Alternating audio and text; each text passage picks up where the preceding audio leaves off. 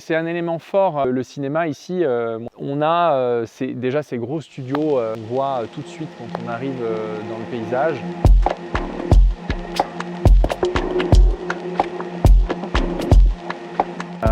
Vincent de Ferrière, moi je suis consultant en hôtellerie-restauration.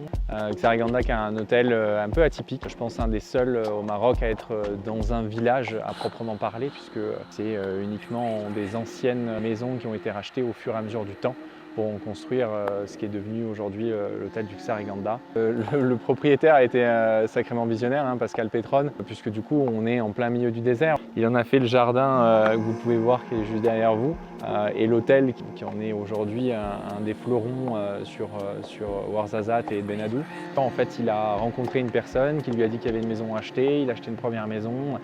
Il s'est plu dans ce village et puis au fur et à mesure a racheté maison après maison pour en faire devenir le riad qu'on peut voir aujourd'hui. C'est un hôtel qui en grande partie est fait d'éléments marocains, que ce soit le fer forgé, la porte en bois ou tous les éléments forts, les prises de partie architecturaux, bien évidemment viennent du Maroc et principalement de la région de Ouarzazate. On a énormément de tourisme, qui est notamment grâce à la ville d'Ed Benadou, qui est un des fleurons, je pense, de la région de Ouarzazate, mais aussi du Maroc.